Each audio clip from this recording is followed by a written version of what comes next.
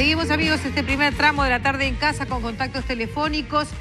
Lo vamos a hacer en el marco de la tragedia que se vive desde hace más de 24 horas. Ustedes saben del accidente de aviación que ha generado tantas víctimas, por las cuales el mundo entero está encarando distintas manifestaciones de duelo y de dolor. El estadio del Chapecoense albergó un conmovedor funeral colectivo entre lágrimas, plegarias, abrazos y un sentimiento de profundo dolor. Miles de hinchas pasaron la noche en el Arena Conda. Emiliano Espinosa es periodista, colega de Canal 13 Argentina y de Todo Noticias TN, y llegó esta mañana a Chapecó. Estamos en contacto directo. Emiliano, bienvenido, muchas gracias por acompañarnos esta tarde en la tarde en casa. Bueno, buenas tardes, gracias a ustedes por haberme llamado. Como vos lo decías, estamos aquí en la ciudad de Chapecó, una ciudad que no es muy grande, solamente tiene 200.000 habitantes, un poco más de 200.000 habitantes, pero sí, que lamentablemente se ve afectada casi en su totalidad porque en lo deportivo en la ciudad estaba alrededor del Chapecoense, ¿sí? Y entonces hacer una ciudad pequeña, muchas veces los habitantes de una ciudad tienen mucho más contacto con el jugador de fútbol, porque el jugador de fútbol claro, es el vecino, porque el jugador de fútbol va a comer a los mismos lugares que va una persona normal, al no haber tantas variantes en una ciudad pequeña, y la verdad que es una ciudad con mucha tristeza, que se palpa y mucho en la gente. Además era el orgullo de estos últimos años, su equipo de fútbol que había surgido de cuarta división, en 3 años había llegado a disputar la final de la Copa Sudamericana. El dolor, la sorpresa y el dolor que debe haber en la gente se debe palpar en la calle. No sé lo que habrás conversado allí con...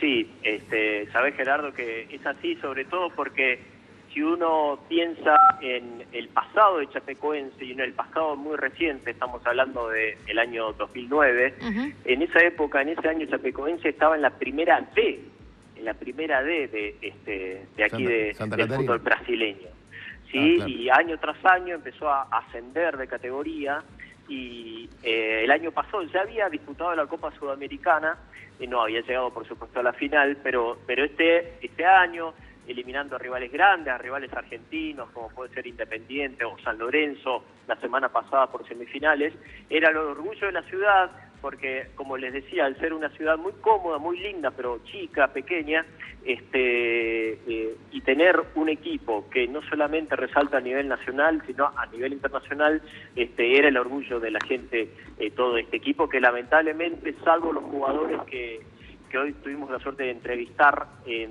ahí en el campo, sí, en el Arena Condá, el resto, bueno, ha fallecido, como han fallecido la mayoría de los dirigentes.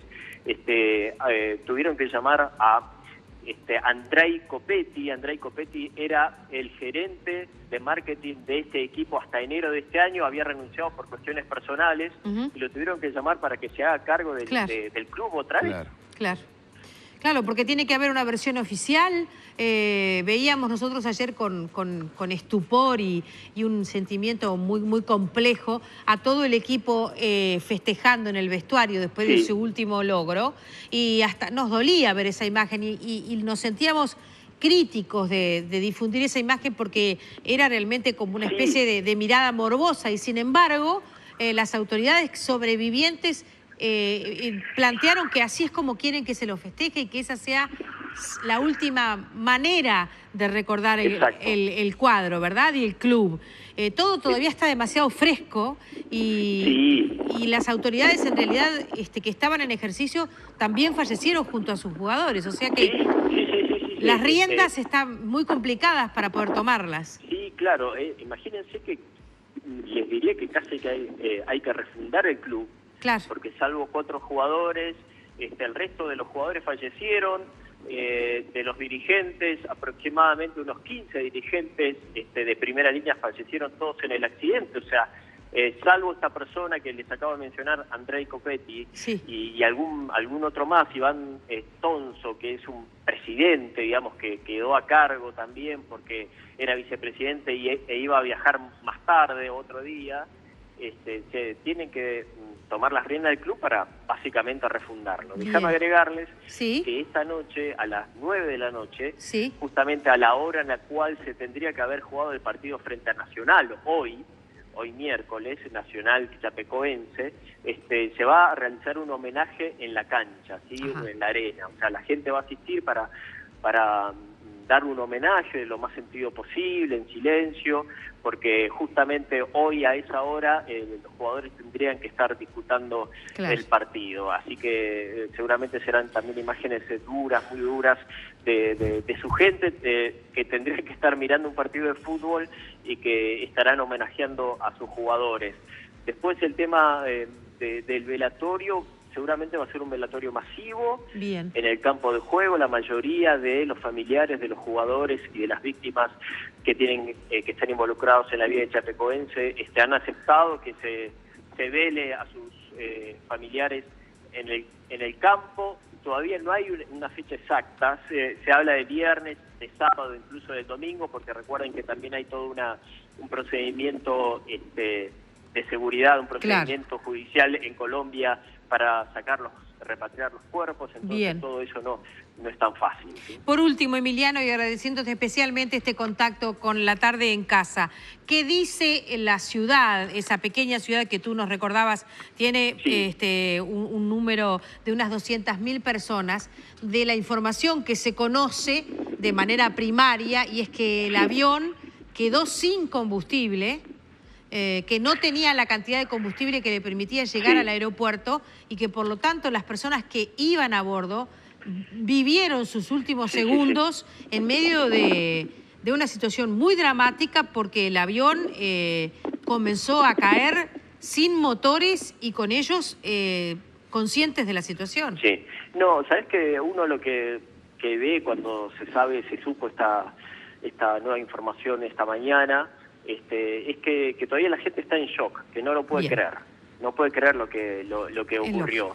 Ese avión nosotros los argentinos los conocemos, porque ese avión fue el que trajo de Belo Horizonte hacia Buenos Aires a la selección argentina hace 15 días nada más. Sí, ese mismo avión, y incluso estaba todo ploteado con la selección argentina ese avión.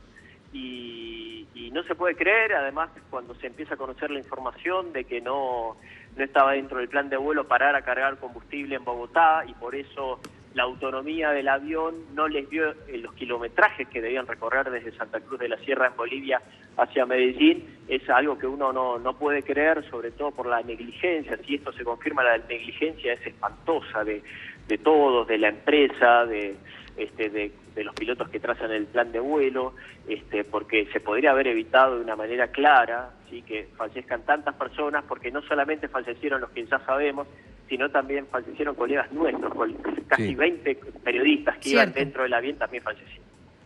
Emiliano, te agradecemos mucho este contacto, entendemos claramente, porque si nosotros desde nuestro trabajo estamos en shock a la hora de manejar esta información, lo que debe ser para esa ciudad, que no querrá enterarse que su gente más notoria desde el punto de vista deportivo, que había generado un enorme empujón de afecto y orgullo, ha sido muerta por una maniobra negligente. Todavía se está investigando, esperemos el resultado final de la investigación. Desde aquí, muchas gracias.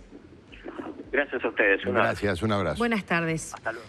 Bien, nos despedíamos entonces del colega Emiliano Espinosa, periodista de Canal 13 Argentina, un trabajador de Todo Noticias que llegó esta mañana a Chapecó, y que esa era la primera mirada que podía hacernos. Esta noche estará justamente en el horario del partido que debía jugarse y acompañando esas ceremonias de honras fúnebres y homenaje. María, seguimos con otros temas, pero antes recordemos que hoy termina el Cyber Monday en Tienda Mía.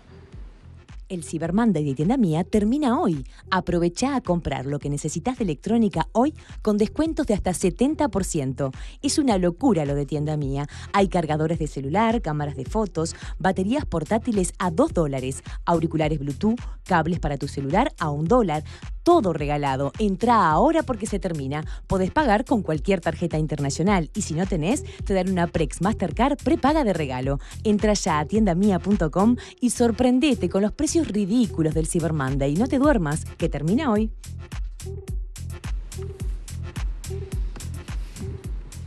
Armamos mesa grande, Sotelo. Incorporamos por lo menos 2 invitados. Muchas gracias por acompañarnos. Armar mesa grande para nosotros significa tener la posibilidad de interactuar ante ustedes y con ustedes, con cada uno de nuestros invitados. Vamos a cambiar radicalmente de tema. Es cierto, si decíamos en la presentación del anuncio, en el avance del programa, que las denuncias por acoso laboral aumentaron 76% en los últimos años. Con esto pasa como con algunos otros temas que han ido emergiendo a la consideración pública y aún a la consideración legislativa en estos últimos años. Son más los casos que se dan, son más los casos que se denuncian, es decir, ¿hay más sensibilidad frente al acoso laboral o es que al margen de eso no vamos mejorando nuestra conducta? Bueno, vamos a hablar de este tema con 2 invitados, la doctora Soledad de Franco, especialista en acoso moral laboral, y Fernando Gambera, que es el secretario general de AEBU, la Asociación de Empleados Bancarios del Uruguay. ¿Cómo te va? Bienvenida. Gracias. Muchas gracias por acompañarnos. Gracias a ustedes. Agradecemos la idoneidad de la doctora, pero es una técnica, ha elegido este tema, veremos por qué, pero me interesa saber por qué un gremio, un grupo de trabajadores, por cierto que organizado, porque estamos hablando de AEBU. Y grande, organizado y grande, un grupo grande.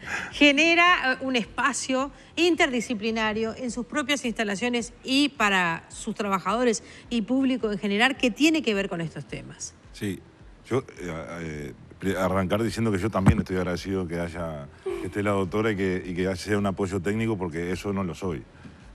Claramente soy un dirigente sindical y con toda la sensibilidad de estos temas, ¿no? Primero, no es un hecho nuevo, no son cuestiones, síntomas nuevas de la sociedad, claro, ni del mundo del trabajo.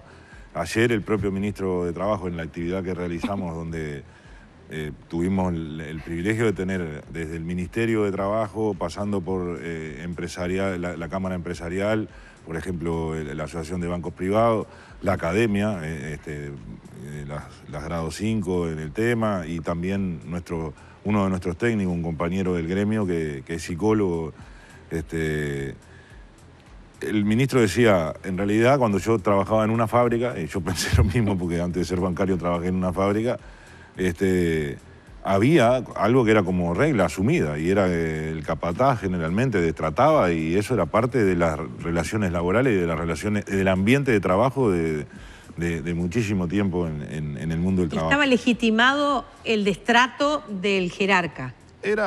Sí, tal vez era como una cuestión asumida de que la verticalidad suponía eso. Y si no te gusta, te vas. Es decir, en realidad nosotros hay cosas que seguimos asumiendo. Cualquier organización necesita, y más una empresa o cualquier otro tipo de organización, necesita alineamiento, necesita alinear a su gente tras un objetivo estratégico, tras una productividad y demás.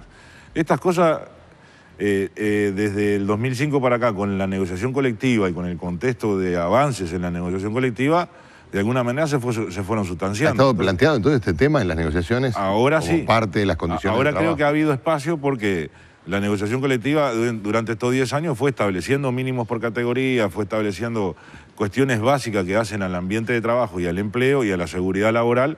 Y naturalmente empieza a emerger, porque como lo otro empieza a quedar de alguna manera ya sustanciado en la agenda y se trata normalmente en cada ronda de consejo salario, bueno, creo que el aumento de la denuncia, por un lado, tiene que ver con eso, porque de alguna manera emerge, y además es lógico que las organizaciones sindicales lo tomemos, claro. Fernando, y lo empecemos a incluir en la negociación colectiva. Por lo que tú decís, no estamos hablando solo de acoso basado en género, que es uno de los habituales. Acoso en general, ¿cómo lo definen ustedes desde la especialidad? Bueno, es importante, buenas tardes ante todo, es importante tener presente que la definición del acoso, en definitiva, va a pasar por un concepto jurídico que al día de hoy, al no tener norma expresa, lo define el juez en el caso concreto. Lo que entendemos por acoso es, una serie reiterada, prolongada a lo largo de un periodo de tiempo, de conductas hostiles, agraviantes, intimidatorias, realizada de parte de un grupo de personas, ¿sí?, o una persona con el aval del grupo, en relación a una persona que consideramos como víctima. ¿verdad? ¿No tiene que ser jerárquicamente una persona superior la que acosa? No, eso es muy importante porque hay distintos tipos de acoso, exacto. Como dice el señor, hay acoso horizontal y también el ascendente, que es el que se da de subordinados a superiores. Es infrecuente, pero en algunas situaciones se da.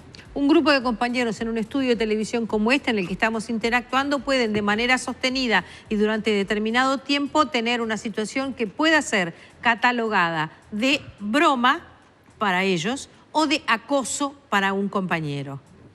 Y sí, en todos los ámbitos laborales. Estoy hablando de pares. Exacto, sí, entre compañeros de trabajo. Es más, es muy frecuente. Estadísticamente se entiende que existe más acoso de jerarcas a subordinados, pero está ahí, a la par prácticamente, el acoso que se da entre colegas o compañeros de trabajo. Muchas veces por aquello de que alguien que no tiene la debida competencia quiere deshacerse de un posible rival a través de medios no lícitos, ¿verdad? Qué feo. No estuve bien con el ejemplo. Porque vaya que tenemos buenos compañeros. Pero yo no estaba hablando de esa situación. No es por pasarle la mano por el lomo, pero es cierto. El ejemplo sirve porque el ambiente laboral va a ser de una forma o de otra en la medida en que se viva esa convivencia. Si efectivamente hay situaciones como la que vos describías, evidentemente el resultado a los efectos incluso empresariales y totalmente materiales, ¿no? Claro. El resultado económico de la empresa va a ser muy diferente según el ambiente. Va a aumentar laboral. la productividad. Si me dejan ir a un lenguaje popular, yo preguntaría, ¿esta es la figura jurídica de agarrar de punto a alguien? Sí, en parte sí, pero también a veces es agarrar de punto y perseguir a alguien simplemente porque es distinto. Y ahí es uno de los temas interesantes del acoso, que está muy vinculado a todo lo que son factores de discriminación. Y así ha sido legislado, por ejemplo, en Francia, que se lo asocia factores de género, factores físicos, étnicos, culturales, en fin. Por ejemplo, personas que tienen defectos físicos, dificultades del habla, ¿sí? Personas diferentes por su forma de pensar, eso se da mucho en el Estado más que en los privados. Entonces, en esos casos es como un detonante, algo que gatilla el acoso. ¿Qué es eso? Algo sistemático, una persecución a lo largo del tiempo. ¿Qué pasa? ¿Por qué se da más en el Estado que en el privado ese vínculo? Es que el gran poncho del Estado, que todo lo cobija y del que para salirse hay que hacer cosas muy graves, permite o en todo caso tolera. Sí, como tú bien dices, yo creo que hay dos cosas importantes para destacar. No solo en Uruguay, sino internacionalmente. Bien. Hay 3 sectores donde el acoso, pero campea a lo grande, que es el Estado, las administraciones de salud y la educación. ¿La educación? Sí. Entre alumnos. No, la educación a nivel de trabajadores de la educación. ¿De trabajadores? Y las universidades son las que más ranquean dentro de eso. Las que más ranquean son las universidades. Exacto, dentro del sector educativo. ¿Me reitera los 3 lugares? Usted habló del Estado. Estado, salud y educación. Salud, qué interesante, vamos a volver a eso. Experiencias en las que ustedes se sintieron, ¿cómo diríamos?, maltratados de manera sostenida en el sistema de salud.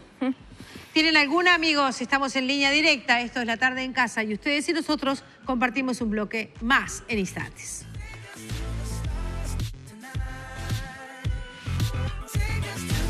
Presentó Salud y Flora, la compuesta de los uruguayos. Salud y Flora, el mate por naturaleza. Feria Nocturna del Buceo, del 2 de diciembre al 5 de enero, el más grande shopping al aire libre.